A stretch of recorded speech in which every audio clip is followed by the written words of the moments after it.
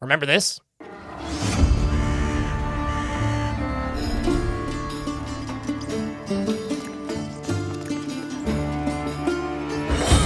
Will you be a thief? That was Streets of Fortuna. Streets of Fortuna is a game that's being published and developed by Kitfox Games, the publishers of Dwarf Fortress. The Dwarf Fortress developers, Bay 12, have been doing some consulting work behind the scenes on this game. It boasts itself to be one of the most advanced city simulations of all time, which, of course, remains to be seen. But the pitch is interesting. It's a game where you travel around and level up and build reputation within a city, supposedly, and then eventually work your way to taking over the rulers of the city. Now, this game is purely a pitch right now. We don't actually have gameplay. It's not completely playable. We just have the one trailer and an AMA. So I'm going to be going through that AMA today, and we're going to be diving in and looking at some of Kitfox's responses to people's questions because I think they're interesting and it builds up a little bit more of an idea of how they are putting this game together. Of course, it's been in development for 2 years now, so it's still pretty early, and I'm curious to dive a little bit deeper and see what Kitfox is actually saying about the game. So let's dive in. So once again, we are Kitfox Games, the developer behind the newly announced Streets of Fortuna, a sandbox mega sim RPG in a procedurally generated city. And this is Tanya who is writing. And Streets of Fortuna is a sandbox RPG mega sim that focuses on creating emergent chaos rather than a linear story. It's loosely based on 580 Constantinople, which is a really nice setting, and I'm actually quite happy that they're going with something unique like that. Now, the highest rated question from Urban Knight says, will there be quests, storylines, or player motivations, such as Project Zomboid, which is one of the games that you listed as an inspiration? Currently, the vanilla experience has the issue where once the player character has amassed enough resources, there isn't much else to challenge or motivate them. Indie Stone is handling this with NPCs with their own storylines. So I'm curious, how do you intend on making Streets of Fortuna captivating past the early game? And Tanya's response is, quests and storylines aren't our first solution to this, but it's essential that NPCs motivate you. Blackmail and gift systems and relations and hot tips for heists and trends are the sorts of things that we want to create a do of interesting avenues to pursue. That said, there may come a time, like in Zomboid, where it seems like a more direct narrative elements are required to take the game to the next level, and it's just not something we're focusing on right now. In response to that initial comment, Overlord Roar says, I think the game Shadows of Doubt does this really well, which is a procedurally generated kind of mystery-solving game where you solve whodunits and murders and whatnot in a small procedurally generated city.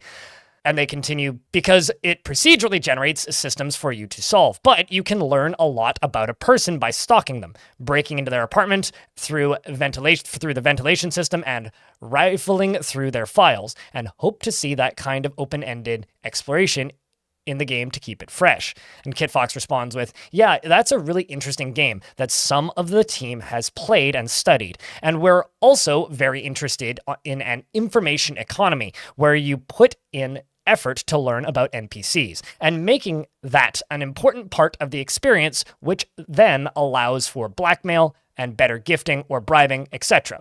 Lots of work and playtesting left there, though. This next question I think is a little bit interesting, which is, what games had the biggest influence on Fortuna?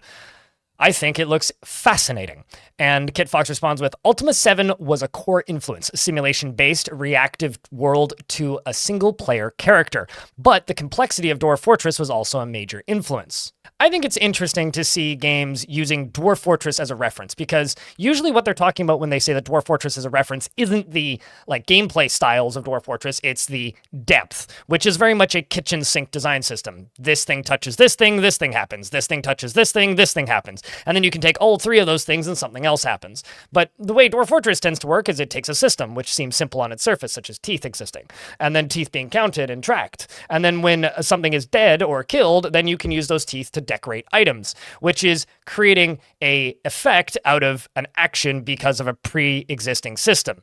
Now, I'm really curious to see where their idea of Dwarf Fortress's depth works into Fortuna, because I think that is kind of a really interesting and also important kind of detail that they keep bringing up, is that the complexity of Dwarf Fortress was a inspiration. So what part of the complexity? Now, this one is very important based on what I was just talking about, which is from Kita, and they ask, from the Steam page, made in consultation with the creators of Dwarf Fortress to optimize for emergent player stories. And then they say, how exactly are we going to feel their inputs in the game? And Kitfox responds with simply, Hopefully you'll feel it when you see amazing Reddit threads and Steam posts about bizarre simulation outcomes in the city. And this is totally made up on the spot. But for example, we'd love to see players able to ask each other questions like, I got the head priest drunk and accidentally convinced him to ban apricots. And now my girlfriend is going to be excommunicated because she loves apricots. And we won't give up the theoretical fruit. What do I do? And Tarn is giving us an hour every month or so to help guide our design and technology to make player stories possible that we can't even dream of right now. And I think that's a really important tidbit, right? They're using Tarn and Bay 12 and Dwarf Fortress as a form of marketing for this game, and Tarn's spending 1 hour a month basically advising, I would assume, and I would also assume helping them solve internal debates or problems. When you're working in a consultation kind of position, your job generally is to show up, not super frequently, could be weekly, could be monthly, could be quarterly, and give some advice based on notes and development direction, and point the team in a direction that hopefully leads them to a better place. Because when you're consulting, you're a third party, unbiased, ideally, third party, that has ideas and experience and knowledge of how to create or finish a product like they're being hired to advise on, right? So to me, it just seems like they're asking him for what he would do in this kind of situation, and he responds, which is interesting, and also, once again, very curious, because this simulation for Streets of Fortuna seems very different than anything Tarn has worked on. So this next one is from James Vagabond, and I think it's an interesting take, which is, as promising as it looks, Streets of Fortuna must be one hell of an undertaking, both in general and if compared to previous titles developed by Kitfox Games. It does seem a lot more ambitious than their previous titles, I agree. What makes you confident that you'll be able to pull it off? What was the catalyst behind the decision to shoot for this particular moon? And Kitfox responds with, it's huge compared to other Kitfox games. I don't know if I'd say I'm super confident we'll pull it off, at least not immediately, maybe. We'll do our best, but unlike other games, we do have a super expert helping us avoid huge pitfalls. In brackets, she says, Tarn. Plus, more importantly, Streets of Fortuna leads itself to long-term live ops development. So I figure, even if it's a disaster at launch, maybe we can recover in the years following.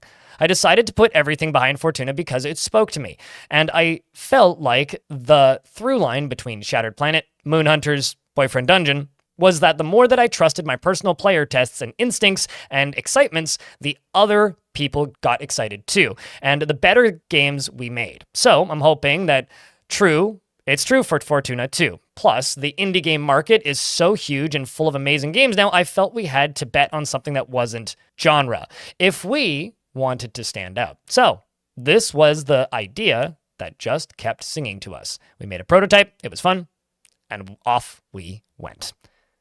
So let's talk a little bit about those games that Tanya mentions here. The first one is Shattered Planet. Now, Shattered Planet is kind of a roguelike, sort of. It certainly has that control scheme. It was originally a phone game with a lot of microtransactions in it that was free to play. The Steam version, while it is paid, it does say I have 0 hours on record because I got it very cheap. I played it quite a bit on my phone. It's not fantastic. It's okay. It certainly has like kind of the baseline of what you would expect from a kind of turn-based dungeon crawler in space, and this was very much a studio starting out, right? It's very much a first attempt at a style of game that they wanted to be good at, and I don't think it landed, but it's an interesting first attempt. The second game here mentioned is Moon Hunters. Moon Hunters, which came out in 2016, a couple years after Shattered Planet. Again, a game that interesting, but kind of misses the mark in a lot of places. You can see while people generally seem to like the game, they all kind of complain that it's extremely easy and doesn't have any real long-term depth as far as gameplay goes. While it is a solid co-op game from everything that I've heard about it, everybody seems to say the same thing. It's fun for a bit, and you think it's awesome, and then you hit the bottom, and you're like, well, there isn't much else here. So while, again, interesting concept, is missing the kind of long-term replay value of a big simulation thing. Finally, the last one here is the Kickstarter success Boyfriend Dungeon. Now, Boyfriend Dungeon was, or I guess is, a dating sim story game with run-based elements. So they're tagged as a roguelite here. Essentially, it's trying to be kind of like what if Hades was a dating sim, but also kind of a run-based thing, but also has a linear story sort of like Hades. Again, it struck with an audience that wanted this sort of thing. People like myself that might try a game like this just kind of dodged it because the theme wasn't really my thing. And from all accounts, from what I could tell, the people who played this game really liked it and were generally happy with the storytelling and the mechanics and everything out of the Kickstarter. In the long term, that's generally what concerns me about Kitfox games, is they seem to always have a solid genre idea, but then just miss where people want more. The Dwarf Fortress folks are quoted here saying that they want a social city simulation. So what makes this game different than a game like Dwarf Fortress?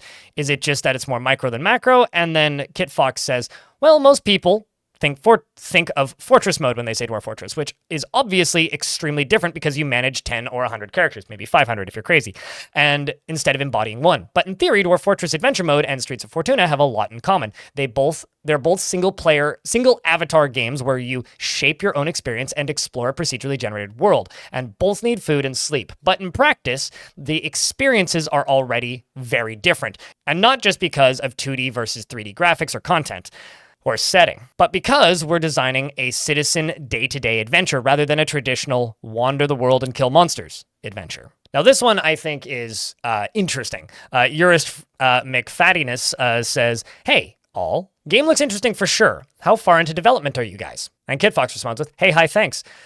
We've been working on it for a couple of years already, but we're still pretty early in development, what our project coordinator would call early production. We wanted to announce sooner rather than later so that we can have conversations with fans and know what they want, and more easily run playtests. But the game probably won't be released for a good long while, and we want to make sure it's amazing even at initial release.